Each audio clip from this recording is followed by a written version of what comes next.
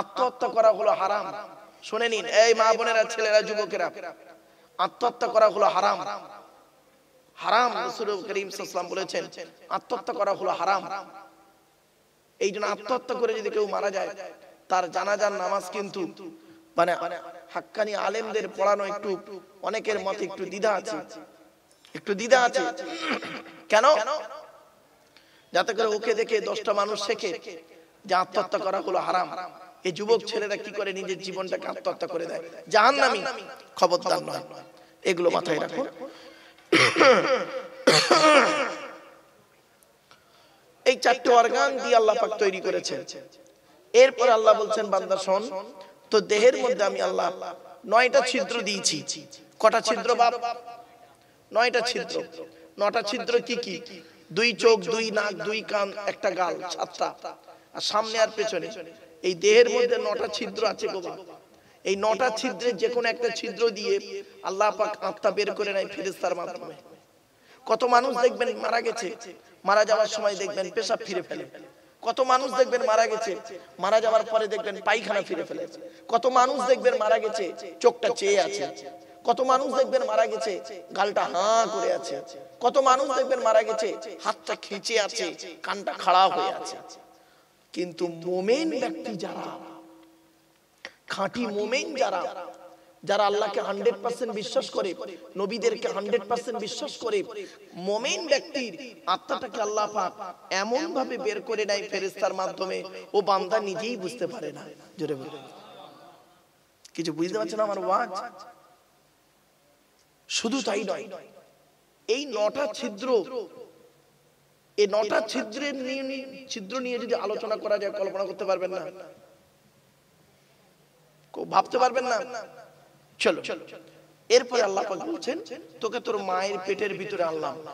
একটা কথা আপনাদেরকে বলি, আমি সব জায়গাতে বলি, এটা কোনো এখানেও বলছি, অন ক্যামেরাতেও বলছি, হিন্দু মুসলমান মারামারি ঝগড়া করবেন না। আচ্ছা, কিসের হিন্দু কিসের মুসলিম আপনারা মারামারি করেন? শুনে রেখে দিন, সৃষ্টিকর্তার আরাধনা উপাসনার পদ্ধতিটা আমাদের আলাদা হতে পারে। মানুষ হিসেবে প্রত্যেকেই আমরা কিন্তু আদমের সন্তান, ঠিক না বেঠিক? মনে রাখবেন, একটা হিন্দুর ভিতরে মুসলমানদের রক্ত আছে, আর মুসলমানদের ভিতরে হিন্দুদের রক্ত আছে। এই কথা শুনে হয়তো অনেকে চমকে যাচ্ছেন, কিন্তু না, সত্যি। আপনাদের এলাকায় রক্তদান শিবির হয়? রক্তদান শিবির হয়, তাই তো? ব্লাড ডোনেশন ক্যাম্প যখন হয়, ব্লাড যখন নেওয়া হয়, তখন বলা হয় নাকি এই ও হিন্দু, ওর রক্ত আলাদা কর, ও মুসলিম, ওর রক্ত আলাদা কর, বলে নাকি? আরে ব্লাডের মধ্যে কাস্টের কোনো ডিভাইডেড থাকে না, ব্লাডের মধ্যে কালারের কোনো ডিভাইডেড থাকে না, ব্লাডের মধ্যে জেন্ডারের কোনো ডিভাইডেড থাকে না, ব্লাডের মধ্যে গ্রুপের ডিভাইডেড করা হয়। ব্লাডের 4টে গ্রুপ। কটা গ্রুপ বাপ? আপনি তো আপনার ব্লাড গ্রুপ জানেন না। এখানে অনেক লোক আছে ও নিজের ব্লাড গ্রুপটাও জানে না, আর জন্ম তারিখ তো অনেক দূরের কথা, ও জন্ম তারিখটাও জানে না, আর ব্লাড গ্রুপটাও অনেকে জানে না। বাপেরা, এগুলো একটু মাথায় রাখবেন। ব্লাড গ্রুপটা, ব্লাডের 4টে group, A B, A B আর ও। কটা বললাম? 4টে। এ বি, এ বি আর ও, প্রত্যেকটা মাইনাস প্লাস। একটা হিন্দু রক্তের ভিতরে 3টে জিনিস পাওয়া যায়, লোহিত কণিকা, শ্বেত কণিকা, অনুচক্রিকা। As a same, no difference. একটা মুসলমানের রক্তের ভিতরে 3টিই পাওয়া যায়, লোহিত কণিকা, শ্বেত কণিকা, অনুচক্রিকা। তাহলে মারামারি করেন কেন? কিসের হিন্দু কিসের মুসলিম? মনে রাখবেন, আমাদের আসার পদ্ধতিটা হলো, আসার রাস্তা হলো একটা, যাওয়ার রাস্তা অনেকটা, গন্তব্যস্থলটা আলাদা। আমার ভাষা বুঝতে পারছেন কেউ? আমার ভাষা বুঝতে পারছেন তো? আমি চিল্লে চিল্লে বলছি না কেন? চিল্লে চিল্লে বলে কোনো লাভ নেই। এই যে কজন বসে আছেন, এই কজন যদি এই কোরআনের বাণীর সঙ্গে বিজ্ঞানটা যদি বুঝতে পারেন, তাহলে আমার সার্থক জীবনটা। এখানে শ্রোতা কিন্তু এই কজন নয়, লক্ষ লক্ষ শ্রোতা আছে আমার এখানে। এই যে মোবাইল গুলো দেখতে পাচ্ছেন না মুরব্বীরা, মুরব্বীরা এই যে মোবাইল গুলো দেখতে পাচ্ছ বাবা, এই এক একটা মোবাইলে খুব কম করে হলে 300-400 জন করে লোক শুনছে এখন দেখছে, আর এটা দেখবে। এবার গুণ করুন কতগুলো মোবাইল আছে। এই জন্য আমি কথাগুলো কেন বলছি ভালো করে শুনে নিন। আমাদের আসার রাস্তা হলো একটা, তাই তো? কি বলতে পারেন? বাপের পৃষ্ঠ হতে মায়ের পেটে থেকে, তাই তো নাকি? যাওয়ার রাস্তা অনেকটা অনেকটা কি কি, কেউ গলায় দড়ি দিয়ে মরে, কেউ অ্যাক্সিডেন্টে মরে, কেউ আপনার কি বলবো আত্মহত্যা করে মরে, কেউ আবার স্ট্রোক করে মরে, কেউ আবার বিভিন্ন অ্যাঙ্গেলে মরে। তাহলে যাওয়ার রাস্তাটা অনেকটা, গন্তব্যস্থলটা আমাদের আবার আলাদা।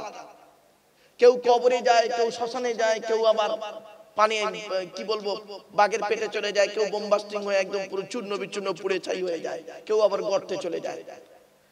মুসলমানদের নিয়মটা কবর দেওয়া, আমার হিন্দু ভাইদের নিয়মটা হলো পুড়িয়ে দেওয়া।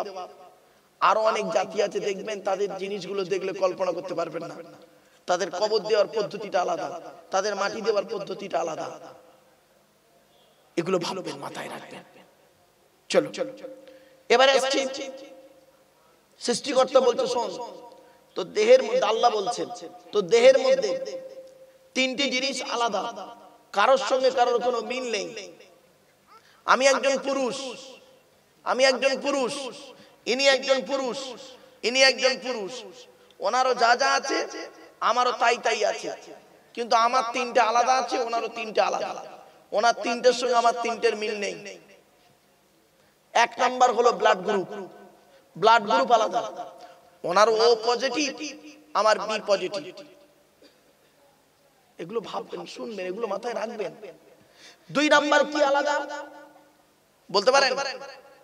কোরআনে আছে, শুনে নিন। এসব কোরআন নিয়ে গবেষণা কেউ করে না গো বাপ। আমরা কোরআনের আয়াত পড়ে মানে করে দিলাম, সুবহানাল্লাহ বলে দিলাম, এর নাম ওয়াজ নয়। ওই আল্লাহ পাক কোরআনে বারে বারে বলেছে তুই চিন্তা কর, তুই চিন্তা কর, আমার কোরআনকে নিয়ে চিন্তা কর। চিন্তা করতে করতে দেখবি আমি আল্লাহ, তোর মাথাটা আমার কাছে নত হয়ে আসবে। দুই নাম্বার আলাদা হলো কি জানেন? আচ্ছা তার আগে একটা কথা বলি, আপনারা আধার কার্ড করেছেন? এই কি বলে, আধার কার্ড করেছেন তো? আচ্ছা আধার কার্ড করার সময় অফিসাররা আপনাদেরকে বলেছিল কি চোখটাকে বড় করে চান? বলেছিল? এবার বলো না কেন বলেছিল, কারণটা কি? এই কোরআনে লেখা আছে, ১৫০০ বছর আগে আল্লাহ বলেছেন, আলাম নাজআল লাহু আইনাইনি ওয়া লিসানান ওয়া শাফাতাইন ওয়া হাদাইনাহুন নাজদাইন। আল্লাহ বলছেন আমি কি তোদের দুটো চোখ তৈরি করি নাই? আল্লাহ বলছেন, জিজ্ঞাসা করছেন আমি কি তোদের দুটো চোখ তৈরি করি নাই? এই আয়াতকে নিয়ে গবেষণা চলছে সারা বিশ্বে, যে চোখের কথা কোরআনে কেন বলা হলো। গবেষণা করা, বৈজ্ঞানিকরা গবেষণা করে বের করলো পৃথিবীতে যত মানুষ এসেছে, যত মানুষ আসবে, আর যত মানুষ আছে বর্তমানে, কারোর চোখের রেটিনার সঙ্গে কারোর চোখের রেটিনার মিল নেই। জোরে বলো। আল্লাহ বলছে ওইটা দেখ, একবার আমাকে আল্লাহ বলে ডাক। এসব করেছি কেন? বুঝবে কারা? কারা বুঝবে এইসব কথাগুলো? মূর্খরা বুঝবে না। কোরআন বলছে ওয়াতিলকাল আমসালু নাদরিবুহা লিন-নাস ওমা ইয়াকিলুহা ইল্লাল আলিমুন। আলেমরা বুঝবে, জ্ঞানী লোকেরা এই সমস্ত জিনিসগুলো চিন্তা ভাবনা করবে। আর জ্ঞানী লোকেরা চিন্তা ভাবনা করে কাদেরকে বলবে? এই মূর্খ মানুষদেরকে বোঝাবে, তাদেরও চোখটা খুলে যাবে। এই জন্যই কোরআন এসেছে। এই কোরআন তেল পড়া, পানি পড়া, ওয়াজ করা, খতম করা, তাবিজ মারার জন্য শুধু আসে নাই। এই কোরআনকে নিয়ে গবেষণা করছে সারা বিশ্ব। America, London, France, Britain, Japan, Jordan, Germany ঠান্ডা ঘরে বসে বসে কোরআনকে নিয়ে গবেষণা করছে। কারা করেছে? Humphry Davy, Michael Faraday, Einstein, Isaac Newton, doctor Maurice Bucaille, mister Cook, mister Javelin, mister Campbell, Raja Rammohan Roy, Ishwarchandra Vidyasagar, Rabindranath Tagore, Acharya Jagadish Chandra Bose, Francis Bacon, Francis Drake, William Skithmore, William Harvey, Thomas, George Bernard, এরা কোরআনকে নিয়ে গবেষণা করলো আর করছে সারা বিশ্বে। আমরা কিন্তু কোরআনকে নিয়ে গবেষণা করতে পারি না। আমরা কোরআনটাকে নিয়ে কি করছি জানেন? কিছু মৌলবি, সকলে নয়, সকল মৌলবি নয়, আমরা কোরআনটা নিয়ে কিছু মৌলবি কি করি, আমরা এ ওর খালি গোজা মারছে, ওর গোজা মারছে, ঠিক না বেটি? কোরআনটা নিয়ে এ ওর বলে কাফের, ওর বলে কাফের, এ ওর বলে মুনাফিক, ওর বলে বেঈমান, এই সব করে করে আমরা নিজেদের মধ্যে আমরা গোল টুপি, লম্বা টুপি, চেরা জামা, ফাড়া জামা, আপনার কি বলবো, তবলিগ, ফুরফুরা, বেরেলি, ওয়াহাবি, জামাতি ইসলাম, আহলে হাদিস, এই বুকে হাত বাঁধা, নাভির নিচে হাত বাঁধা, জোরে আমিন বলা, আস্তে আমিন বলা, মোনাজাত করা না করা, এই নিয়ে মারামারি করতে করতে সময় শেষ, ঠিক না বেটি? এই জন্য আমি আপনাদেরকে অনুরোধ করে বলে যাচ্ছি, বাপ, এই সব ধান্দায় থাকবেন না, এই সব জিনিসের মধ্যে আপনারা জড়িয়ে থাকবেন না। আপনাদের হাতে ধরে বলে যাচ্ছি, এতটুকু জানবেন, নামাজ পড়তে হবে, রোজা রাখতে হবে, হজ করতে হবে, অর্থ থাকলে যাকাত দিতে হবে, আর কি করতে হবে, স্ত্রীর হক আদায় করতে হবে, ছেলে মেয়ের হক আদায় করতে হবে, হালাল খাবার খেতে হবে, ব্যাস এইটুকুই জানো। আর সাথে সাথে যদি সত্যিকারের জানার ইচ্ছা থাকে তাহলে কোরআনকে নিয়ে একটু চিন্তা ভাবনা করুন, আল্লাহর এই সৃষ্টি জগৎকে নিয়ে চিন্তা ভাবনা করুন। চলো, তাহলে 1 নাম্বার হলো রক্ত আলাদা, 2 নাম্বার হলো চোখের রেটিনা আলাদা, 3 নাম্বার আল্লাহ বলছেন আরেকটা জিনিস তোদের আলাদা করেছি, কারোর সঙ্গে কারোর কোনো মিল নেই। সেটা হলো কি জানেন? কোরআনে আল্লাহ পাক বলছেন, আয়াহসাবুল ইনসানু আল্লান নাজমাআ ইযামা বালা কাদিরিনা আলা আন নুসাউবিয়া বানানা। পবিত্র কোরআনের 29 নম্বর পারা, সূরার নাম সূরা কিয়ামত, 4-5 নম্বর আয়াতে আল্লাহ বলছেন, হে মানব জাতি, আমি তোদের সৃষ্টি করেছি আর তোদের মনের মধ্যে যা কিছু আছে সব জানি। তোরা কি মনে করেছিস আমরা মরে গেলে পচে গলে হাড় হয়ে যাব? কিয়ামতের মাঠে আল্লাহ মনে হয় আর তুলতে পারবে না। কখনোই ভাববি না এই পৃথিবীতে যেমন তোদের বুড়ো আঙুলের ছাপ যেমন কারোর সঙ্গে কারোর কোনো মিল নেই, কিয়ামতের মাঠেও কারোর সঙ্গে কারোর কোনো মিল পাবি না। জোরে বলে, লোকে কি হয়েছে, কি দেখেছে, কি শিখেছে, এটা বড় কথা নয়। তুমি নিজে কি হয়েছো, কি দেখেছো, কি শিখেছো, এটাই হলো মূল ম্যাটার। আমরা আত্মসমালোচনা করি না। আত্মসমালোচনা করলে নেকি হয়, ঈমানটা মজবুত হয়, নেকি হয়, আর এটা করলে নেকি হয়। আর পৃথিবীর সবথেকে সহজ কাজ কি জানেন? পর সমালোচনা করা। পর সমালোচনা করাটা খুব সহজ কাজ। ও খারাপ, ও এই, ও উমুক, ও তুমুক, ইত্যাদি ইত্যাদি, এটা করা খুব সহজ। এটা করলে গুনাহ হয়। তো আপনারাই এখানে বসে ঠিক করে নিন বাপেরা, আত্মসমালোচনা করবেন না পর সমালোচনা করবেন? আমি একজন মলি সাহেব, আপনাদের চোখে একজন বক্তা বলুন আর যাই বলুন, আমি এখন আমার কাজ হচ্ছে আত্মসমালোচনা করা, ঠিক না বেটি? আমি পর সমালোচনা করে পাপ বাড়িয়ে আমার লাভ নেই। আমি এজন্য আমার যত জলসা আপনারা দেখবেন বাবা, আমি আত্মসমালোচনা বেশি করি, পর সমালোচনায় থাকি না। পরিষ্কার কথা। চলো আমার বাপেরা, আলোচনা শুরুতেই একবার মহান আল্লাহ পাকের কাছে একটু ক্ষমা চেয়ে নেব। আমরা আমাদের জীবনের ত্রুটিগুলি ক্ষমা চেয়ে নিয়ে কোরআনের আলোচনা আজকে শুরু করব। আপনারা যে কজন মানুষ বসে আছেন, বাপেরা যারা কষ্ট করে দাঁড়িয়ে আছেন, আপনারা যদি একটু বসতেন কষ্ট করে। আসলে ব্যাপারটা কি জানেন, এই বেশ কিছু জায়গায় জলসায় যাই তো প্রবলেম হয় কি জানেন, ছোট্ট একটা উদাহরণ দিই, এটা আবার না বললে নয়। আচ্ছা, এখন সবথেকে দামি কাপড়ের নাম কি বলতে পারেন? কোম্পানিটার নাম রেমন্ড। কি বললাম বা বলেন না, বলেন একটু। রেমন্ড কোম্পানির দামটা একটু বেশি, কাপড়টা খুব দামি কাপড়। রেমন্ড কোম্পানির কাপড়টা কোট টোট করতে গেলে খুব দামি কাপড় ওটা। রেমন্ড যারা পরে তারা জানে। আচ্ছা ধরুন আপনাকে আমি রেমন্ডের কাপড়ের একটা কোট পরাবো, কোট, আর চোস্তা পায়জামা দেবো। চোস্তা পায়জামা বোঝেন? পাঞ্জাবির সঙ্গে যেটা পরে, তা রেমন্ডের কাপড়ের কোট আর চোস্তা পায়জামা, আর পায়ে দেবো একটা ছেঁড়া হাওয়াই চপ্পল। কেমন লাগবে বলুন? বিচ্ছিরি লাগবে না? এই দেখেন, এই জলসার প্যান্ডেলটা ঠিক তাই হয়েছে। দেখুন চারিদিকটা দেখুন, উপরটা দেখুন, স্টেজ দেখুন, যেন মনে হচ্ছে রেমন্ডের কোট। আর খুঁটির গায়েগুলো দেখুন, চোস্তা পায়জামা। খুঁটি খুঁটি, আপনারা খুঁটি বলেন তো ভাই? খুঁটির গায়েগুলো চোস্তা পায়জামা, আর নিচেই দেখুন ছেঁড়া হাওয়াই চপ্পল। তার মানে কি?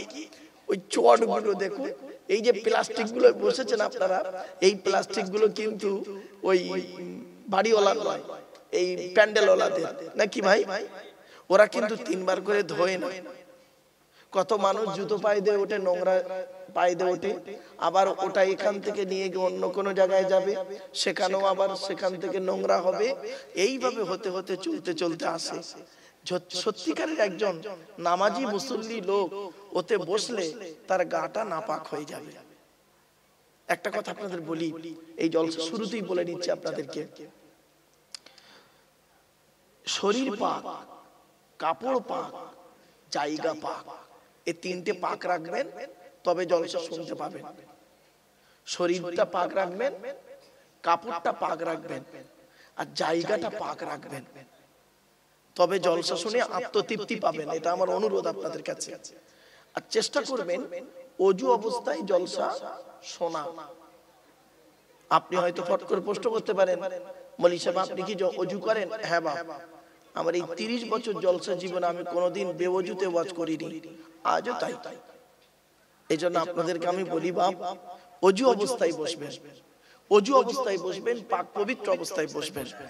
অনেকে তো এশার নামাজই পড়ে না, এই জন্য আপনাদেরকে বলি মাথায় রাখুন। তাই আমি আপনাদের কাছে একান্ত ভাবে আবেদন নিবেদন করছি, আপনারা দয়া করে মেহেরবানি করে কোরআনুল কারীমের মাহফিলে একটু বসে যান।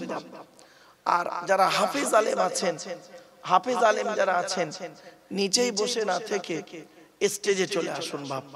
যারা আলেম হাফেজ, আমি তেমন ভালো হাফেজ নই, তেমন ভালো আলেম নই, তেমন ভালো বক্তা নই, তবে আলেম হাফেজদের আমি ইজ্জত করতে কোনোদিন দ্বিধাবোধ করি না। নবীজি বলেছেন, আমি বলিনি, নবী বলেছেন, কোন আলিমান, হাক্কানি আলেম হও। হাক্কানি আলেম হতে যদি না পারো, আও মুতাআল্লিমান, হাক্কানি আলেমের ছাত্র হও। তাও যদি সুযোগ না পাও, আও মুস্তামিআন, হাক্কানি আলেমরা যেটা বলে মনোযোগ সহকারে সেটাকে শ্রবণ করো।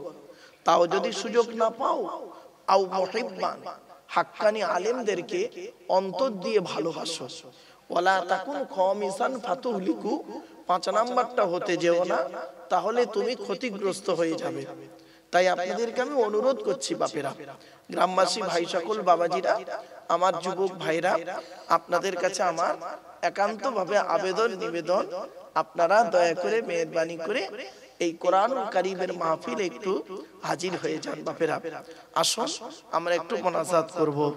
আল্লাহুম্মা আমিন। রব্বানা যালামনা আনফুসানা ওয়া ইল্লাম তাগফির লানা ওয়া তারহামনা লানাকুনান্না মিনাল খাসিরিন। রব্বি জিদনি ইলমা রব্বিরহামহুমা কামা রাব্বায়ানি সগীরা। রব্বুল আলামিন, আল্লাহ, সন্ধ্যা থেকে নিয়ে এখন পর্যন্ত বহু আলোচনা হয়েছে মাবুদ। আমি অধম গুনাহগার, তেমন তো কিছুই জানি না। আল্লাহ, আমার আগে আমার এক ভাই, তিনি আলোচনা করছিলেন। আল্লাহ, 2-10 মিনিট যা কিছু আলোচনা করেছেন মাবুদ, আল্লাহ তার আলোচনাকে কবুল করে নিন। ওগো দয়াময় আল্লাহ, আমি অধম গুনাহগার, তেমন তো কিছুই জানি না, আমার নিজস্ব বলার কোনো ক্ষমতাই নেই। সুবহানাকা লা ইলমা লানা ইল্লা মা আল্লামতানা ইন্নাকা আনতাল আলিমুল হাকিম। রব্বুল আলামিন, যা কিছু বলাবেন, শোনাবেন, পড়াবেন, আল্লাহ আমাদের আমল করার তৌফিক দান করুন। খাস করে মাবুদ দূর দূরান্ত থেকে যে সমস্ত বাবাজিরা, যুবক ভাইরা, স্নেহের কচি কচি বাচ্চারা, মা বোনেরা রাতের আরামকে হারাম করে দিয়ে, মূল্যবান সময়কে ব্যর্থ দিয়ে, আরামের বিছানাকে ত্যাগ করে দিয়ে পবিত্র কোরআনুল কারীমের মাহফিল শোনার জন্য চাতক পাখির ন্যায় ছুটে এসেছেন, আসছেন এবং আসবেন। কিয়ামতের দিন, মুসিবতের সময় আরশের তলায় ছায়াদান করুন। রব্বিশ হালি সদরি ওয়া ইয়াসসির লি আমরি ওয়াহলুল উকদাতাম মিন লিসানি ইয়াফকাহু কওলি। আল্লাহুম্মা ইন্না নাসআলুকা ইলমান নাফিয়া ওয়া আমালান মুতাকাব্বালা ওয়া রিজকান হাসানা ওয়া হালালান তাইয়্যিবা। ওগো দয়াময়, বাড়িওয়ালা বড় আশা আকাঙ্ক্ষা নিয়ে বাপ মা সবের সানি, আত্মীয়দের সবের সানি, গ্রামবাসীর সবের সানি, আমরা এখানে যত মানুষ বসে আছি প্রত্যেকের বাপ মা, ভাই বোন, দাদা দাদি, নানা নানি, খালা খালু, ফুফা ফুফু, মামা মামি, সকলের সবের সানির উদ্দেশ্যে আল্লাহ দোয়ার মাজলিস আমরা বসেছি। ওগো দয়াময় আল্লাহ, তাদের গোরাজাবকে মাফ করে দিন। যারা পৃথিবীতে বেঁচে আছেন তাদের খেদমত করার তৌফিক দান করুন। আল্লাহুম্মা ইন্না নাসআলুকা ইলমান নাফিয়া ওয়া আমালান মুতাকাব্বালা। সুবহানা রাব্বিকা রাব্বিল ইজ্জাতি আম্মা ইয়াসিফুন ওয়া সালামুন আলাল মুরসালিন ওয়ালহামদুলিল্লাহি রাব্বিল আলামিন। ওগো আল্লাহ, কোরআন হাদিস ইজমা কিয়াস মোতাবেক আলোচনা করা বক্তা শ্রোতাকে আমল করার তৌফিক দান করুন। সাল্লাল্লাহু তাআলা আলা খায়রি খালকিহি মুহাম্মাদি ওয়া আলিহি ওয়া আসহাবিহি আজমাইন। وارحمنا معهم برحمتك يا ارحم الراحمين بحق لا اله الا الله محمد رسول الله। সদরে জলসা মুআজ্জাজ মুকাররম সুধী সম্মানিত শ্রোতা মণ্ডলী, বয়োজ্যেষ্ঠ সমবয়স্ক, দিন দরদি, ইসলাম দরদি, মুমিন মুত্তাকি, মুসলমান, সালেহ, নেককার, আল্লাহওয়ালা বাবাজিরা, আমার যুবক ভাইরা, স্নেহের কচি কচি বাচ্চারা, পর্দার অন্তরালে, পর্দার সেনা ধার্মিকা, স্নেহময়ী, মমতাময়ী আমার মা ও বোনেরা, তার সাথে জানাই আমার আওয়াজ শ্রবণকারী মুসলিম ও মুসলিম সমস্ত জাতির মানুষেরা, মহান আল্লাহ পাকের দরবারে শুকরিয়া আদায় করি যে রব্বুল আলামিন আমাকে আপনাকে বসিয়েছেন ইশার নামাজের পর থেকে নিয়ে কিছুক্ষণ কোরআন ও হাদিসের আলোচনা শোনার জন্য। এ শোনার, এ বসার, এ বলার তৌফিক এনায়েত করেছেন যে মহান আল্লাহ পাক। সেই পরওয়ারদিগার বেনিয়াজের দরবারে প্রাণ খুলে ভক্তি ভরে উচ্চ আওয়াজে একবার শুকরিয়া আদায় করি, বলুন আলহামদুলিল্লাহ। একটু আমার সাথে সাথে বলুন সুবহানাল্লাহি ওয়া বিহামদিহি। বলেন বাপেরা, সুবহানাল্লাহি ওয়া বিহামদিহি সুবহানাল্লাহিল আযীম। এটি হলো বুখারী শরীফের শেষ হাদিস। আর বুখারী শরীফের প্রথম হাদিস হলো ইন্নামাল আমালু বিন্নিয়াত। এর বাংলা অর্থ হচ্ছে প্রত্যেকটা কাজ তার নিয়তের উপরে নির্ভর করে। তাই এতগুলো জ্ঞানী গুণী বুদ্ধিজীবী মানুষ আপনারা এসেছেন, আপনাদের অন্তরে একটা নিয়ত আছে। আমি অধম আব্দুল্লাহিল মারুফ, তেমন ইলম নেই, তেমন জ্ঞান নেই, আল্লাহ পাক আমাকে এখানে আনিয়েছেন, আমারও অন্তরে একটা নিয়ত আছে। আমার নিয়তটা আপনারা কেউ জানেন না, আপনাদের নিয়তটা আমিও জানি না। সুতরাং উভয়ের নিয়ত যিনি জানেন তিনি কে? আল্লাহ। ইন্নাল্লাহা আলিমুম বিযাতিস সুদূর। নিশ্চয়ই আল্লাহ রাব্বুল আলামিন বান্দার অন্তরের খবর সবই রাখেন। তাই আজকের এখানে যা কিছু আলোচনা হবে আপনাদের মাঝে, আমার মাঝে, আজকের আলোচনার সাক্ষী থাকবে কে? আল্লাহ। আল্লাহু শাহীদুম বাইনি ওয়া বাইনাকুম। আপনাদের মাঝে, আমার মাঝে আজকের আলোচনার সাক্ষী রাখলাম সৃষ্টিকর্তা আল্লাহ পাককে। এবার আসছি আলোচনার বিষয়বস্তু সম্পর্কে। কিসের উপরে আলোচনা করব আজকের আপনাদের কাছে? আজকের কোরআনুল কারীম থেকে একটি সূরার সংক্ষিপ্ত আলোচনা আপনাদের কাছে রাখবো ইনশাআল্লাহ। টু দি পয়েন্টের উপরে সূরাটির আলোচনা রাখবো। আমি গতবারে এসেছিলাম, এখানে মনে হয় কোন সূরার আলোচনা হয়নি, তাই তো নাকি বাপ? আপনাদের মনে পড়ছে কি গতবারে? আজকের একটি সূরার সংক্ষিপ্ত আলোচনা আপনাদের কাছে রাখবো ইনশাআল্লাহ। কি অসুবিধা হচ্ছে? কি বলছে? কি আচ্ছা আচ্ছা,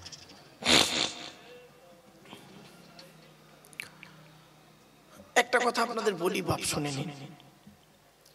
মাইকের সামনে এসে কিছু বলার নাম বক্তা নয়। মাইকের সামনে এসে কিছু বলে দেওয়ার নাম বক্তা নয় গো বাবা। তিনটি জিনিস কোনোদিন ব্যাকে আসে না।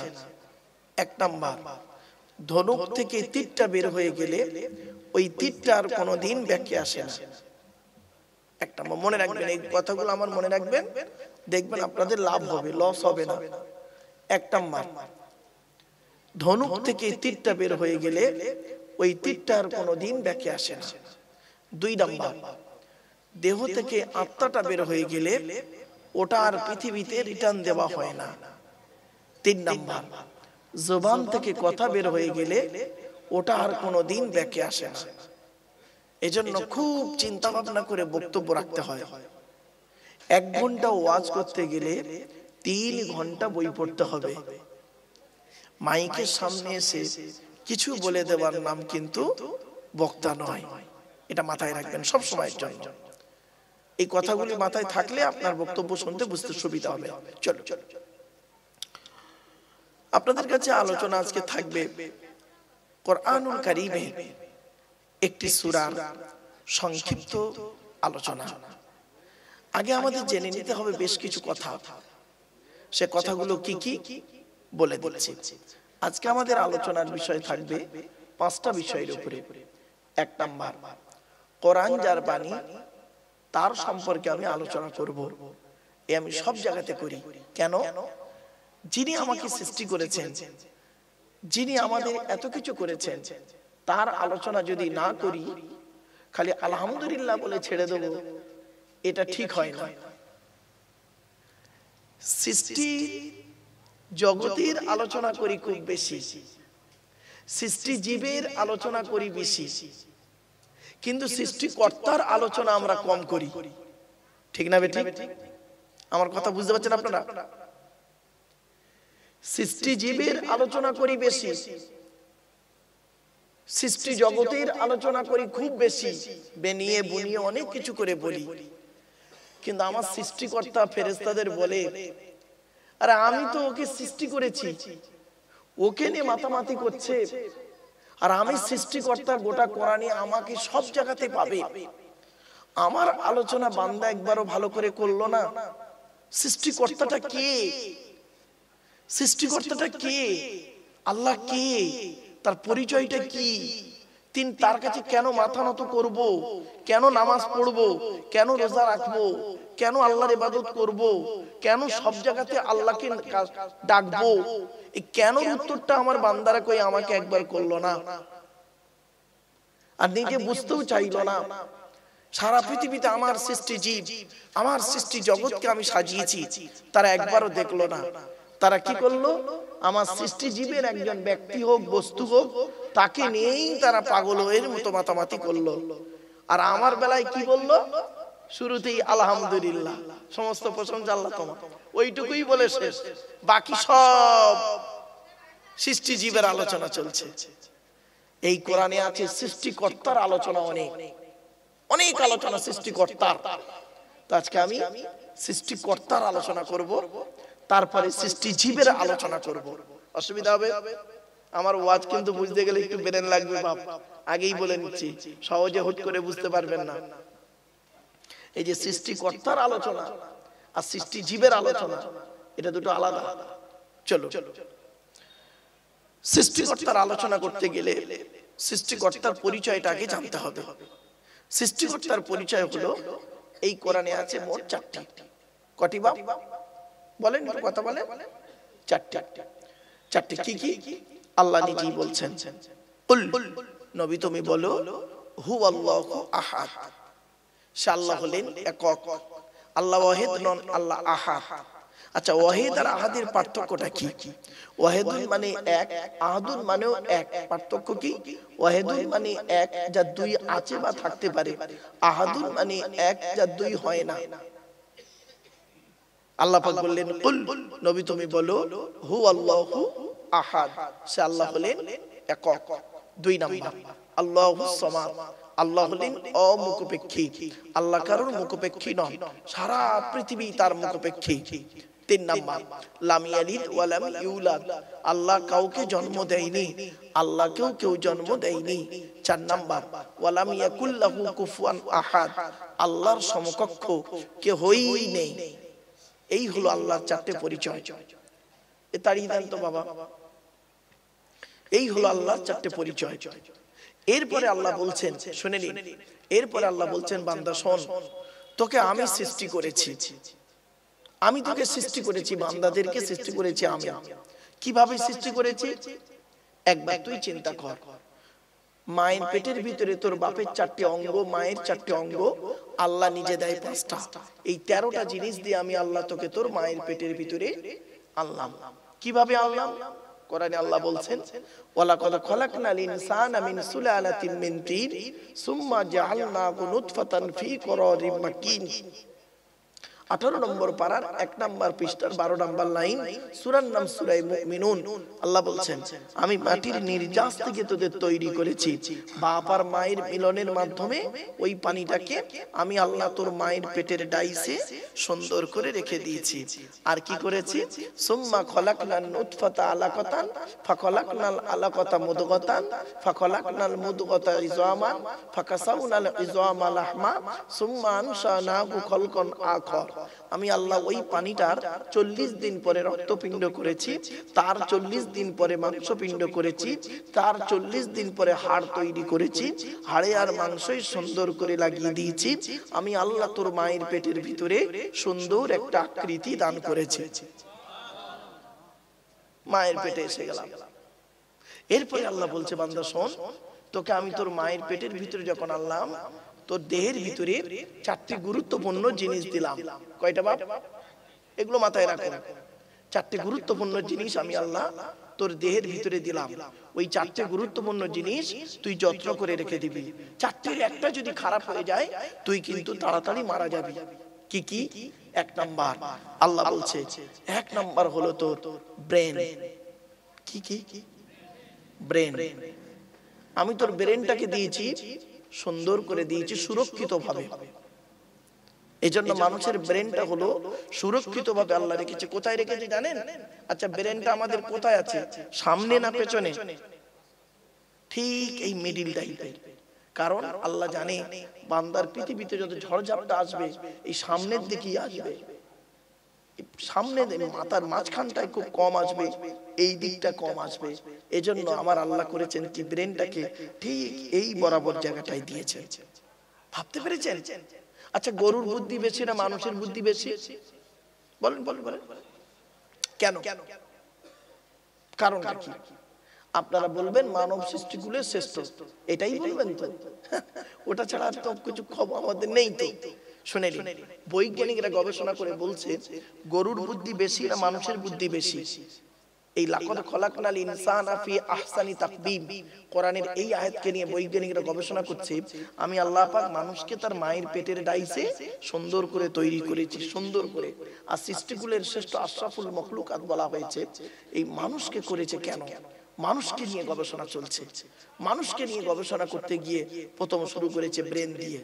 ব্রেন দিয়ে শুরু করতে গিয়ে দেখছে যে মানুষের ব্রেন, আজকের বাড়িতে গিয়ে মানুষের একটা ব্রেন নেবেন আর গরুর একটা ব্রেন নেবেন, তবে মানুষ মেরে নেবেন না, মানুষের ব্রেনের ছবি নেবেন, মানুষের ব্রেনের ছবি আর গরুর ব্রেনের ছবি নেবেন, নিয়ে দেখবেন মানুষের ব্রেনের ছবির ভিতরে দেখবেন শিরার সংখ্যা বেশি, আর গরুর ব্রেনের ছবির মধ্যে দেখবেন শিরার সংখ্যা কম। মনে রাখবেন, যার কয়েলের তারটা বেশি, শিরার সংখ্যা বেশি, তার বুদ্ধিটাও আল্লাহ তত বেশি করে দিয়েছে। জোরে বলুন। চলো, 1 নম্বর আল্লাহ বলছেন তোর ব্রেন। ব্রেনটাকে তুই যত্ন করে রাখবি যাতে ব্রেন স্ট্রোক যাতে না হয়। ব্রেনের মধ্যে শিরাগুলো আছে, ওই শিরা উপশিরাগুলো যদি একবার যদি খারাপ হয়ে যায় তোর লাইফটাই শেষ। মাথায় রাখো, 1 নম্বর। 2 নম্বর আল্লাহ বলছে তোর দেহের মধ্যে আরেকটা গুরুত্বপূর্ণ অঙ্গ দিয়েছি, সেইটা যদি খারাপ হয়ে যায় তোর জীবনটাই শেষ। কি বলতে পারেন? হার্ট। কি বললাম? হার্ট। হার্টটা যাতে ব্লক না হয়, বন্ধ না হয়ে যায়, সে চেষ্টা রাখবি। এই হার্ট যে কি জিনিস সারা পৃথিবীর বৈজ্ঞানিকরা আজ পর্যন্ত খুঁজে পায়নি যে কিভাবে রক্ত সঞ্চালন হচ্ছে, কিভাবে আসা যাওয়া করছে। পৃথিবীর কোনো বৈজ্ঞানিক আজ পর্যন্ত সঠিক তথ্য দিতে পারেনি। লাস্টে বলেছেন এক সৃষ্টিকর্তার দান। জোরে বলে কিছু বুঝতে পারলেন? 3 নাম্বার হলো কি লিভার। কি বললাম? লিভার। ম্যাক্সিমাম লোকের ফ্যাটি লিভার হয়, লিভারে চর্বি জমে। লিভারে চর্বি জমে অনেকের। ডাক্তাররা বলছেন লিভারে চর্বি জমার কারণটা কি, লিভারে চর্বি কেন জমে জানেন? শুনে নিন। ডাক্তাররা বলছে যে রেড মিট বেশি খেলে, রেড মিট মানে লাল মাংস, নিশ্চয়ই বুঝতে পারছেন আপনারা, লাল মাংস বেশি খেলে লিভারে চর্বি জমার সম্ভাবনা বেশি। আরেকটা কি খেলে, আরেকটা জিনিস হলো তেল জাতীয় খাবার, তৈলাক্ত খাবার, তেল জাতীয় খাবার খেলে লিভারে চর্বি জমার সম্ভাবনা খুব বেশি। আমার আল্লাহ কিন্তু জানেন যে এই পৃথিবীতে সমস্ত খাবার আমার বান্দারা খাবে, হালাল খাবার খেয়েও লিভারে চর্বি জমাবে। অতএব লিভারের চর্বিটা যাতে কমানো যায় সেজন্য পৃথিবীতে বিকল্প একটা খাবার তৈরি করেছে পৃথিবীতে। আপনারা বলতে পারেন লিভারের বিকল্প খাবারটা কি? এই জন্য বলেছিলাম আমার ওয়াজ, আচ্ছা টেনে টেনে বললে খুব ভালো হয় না? শুনে নিন, টান ভালোবাসবেন না, অনুরোধ করে বলছি, টানের জায়গায় এলে টান দেবো, কিন্তু আপনারা কথাগুলো আগে মাথায় ঢুকিয়ে নিন। লিভারের বিকল্প খাবার হলো আল্লাহ পাক একটা খাবার তৈরি করেছেন, খাবারটার নাম হলো পেঁপে। কি বললাম? পেঁপে। পেঁপে হলো লিভারের খুব মানে উপকারী খাবার পেঁপে। যাই হোক, 4 নাম্বার পৃথিবী আল্লাহ বলছেন বান্দা শোন, 4 নাম্বার তো দেহের মধ্যে একটা অঙ্গ দিয়েছি, সেই অঙ্গটাকে তুই ঠিক রাখবি, সেই অর্গানটাকে তুই যত্ন করবি, ঠিক রাখবি, নইলে ওই অর্গানটা খারাপ হয়ে গেলে তোর কিন্তু মৃত্যু তাড়াতাড়ি। কি? 4 নাম্বার হলো কিডনি। কি বললাম? কিডনি। এই মা বোনেরা যারা বক্তব্য শুনছেন, মায়েরা বোনেরা ভালো করে শুনে নিন, আমার বেশি শ্রোতা দরকার নেই, আমার এই 10-12 জন শ্রোতাই যথেষ্ট। হাজারটা ভণ্ড শ্রোতার থেকে এই 10 জন শূন্যওয়ালা শ্রোতার দাম আছে, ঠিক না বেঠিক বাবা? হ্যাঁ, এই জন্য বলে দিচ্ছি 4 নাম্বার অর্গানটা হলো কি, সেটি হলো কিডনি। নবী বলেছেন তুমি পর্যাপ্ত পরিমাণ পানি পান করো। নবীর প্রিয় খাবার কি কি? আল্লাহর নবীর প্রিয় খাবারগুলো কি কি শুনে নিন। আল্লাহর নবীর কয়েকটা ছিল প্রিয় খাবার, সব খাবারই কম বেশি হালাল খাবার খেতেন নবীজি, কিন্তু প্রিয় খাবার ছিল কিছু বেশি। তার মধ্যে একটা হলো কি জানেন? স্বচ্ছ পানি। কি বললাম? স্বচ্ছ পানি। নবীজি পর্যাপ্ত পরিমাণ পানি পান করতেন, পর্যাপ্ত পরিমাণ পানি পান করতেন। 1500 বছর আগে নবীর এই সুন্নতকে নিয়ে আদায় করতে গিয়ে এখন বৈজ্ঞানিকরা গবেষণা করে দেখলো যে কিডনির সবথেকে, কিডনিকে সঠিক রাখতে গেলে পানি বেশি করে পান করতে হবে, ঠিক না বেটি? ডাক্তাররা কি বলছে? ডাক্তাররা বলছে, মেডিকেল সায়েন্স বলছে একজন মানুষের সারাদিন 24 ঘন্টার ভিতরে তাকে 4 থেকে 6 লিটার পানি পান করতে হবে। আচ্ছা আপনারা সত্যি কথা বলুন তো, এখানে যত মানুষ বসে আছেন আপনারা 4 থেকে 6 লিটার পানি পান করেন? 4 লিটার পানি পান করেন? 1 লিটার তাই সারাদিনে হয় কিনা সন্দেহ। দুপুরে সকালে 1 গ্লাস, দুপুরে 1 গ্লাস, বিকেলে টেনে টেনে হয়তো 1 গ্লাস খেলেন, আর নইলে রাতে ভাত খেয়ে 1 গ্লাস, আর বাকি সব চা খেয়ে, তেরেঙ্গা, খৈনি, গুটকা খেয়ে বাজার চালাচ্ছে, ঠিক না বেটি? যারা বিড়ি সিগারেট খায় তাদের তো বিড়ি না খেলে নাকি পায়খানা হয় না। আশ্চর্য। ওই 2.5 প্যাঁচে মাল, ওই যে কি খাতারনাক জিনিস, বিড়ির কটা প্যাঁচ? 2.5 প্যাঁচ, মনে রাখবেন সব, বিড়ির 2.5 প্যাঁচ। ও 2.5 প্যাঁচে মাল যে কত খারাপ জিনিস এ মানুষ জানে না। কেন সিগারেট খায়? যারা সিগারেট খান আমি আপনাদেরকে অনুরোধ করছি, সিগারেটের বাক্সের সামনে দেখবেন একটা ছবি দেওয়া আছে, একটা ছবি দেওয়া আছে কি সিগারেট, ওখানে লেখা আছে ইংরেজিতে tobacco is injurious to health, স্বাস্থ্যের পক্ষে ক্ষতিকর। আপনি জেনে শুনে সিগারেট খাচ্ছেন, ক্যান্সারের ছবি একটা দেওয়া আছে সিগারেটের বাক্সতে, ঠিক না বেঠিক? আপনি খেয়ে যদি মারা যান ক্যান্সারে, ওই সিগারেটের কারণে ক্যান্সার হয়ে যদি মারা যান, আর আপনার জন্য একজন আলেম যখন দোয়া চাইবে, আল্লাহ আল্লাহ এর শরীর মানে গোরাজাবটাকে মাফ করে দাও, আল্লাহ এর কবরটাকে শান্তি দাও, অমুক দাও তমুক দাও, আল্লাহ বলবে এই সিগারেট খেয়ে মরেছে আর তুই ওর জন্য দোয়া চাইছিস। ভাবতে পেরেছেন? মদ খেয়ে যদি মারা যায়, মাতলামি করতে গিয়ে মারা যায়, সেই মদ খোরের জন্য আপনাকে দোয়া চাইতে হবে। আল্লাহ বলছে কি রে, মদ তো হারাম জিনিস, হারাম খাবারটা খেয়ে মরে গেল আর তুই তার জন্য দোয়া চাইছিস।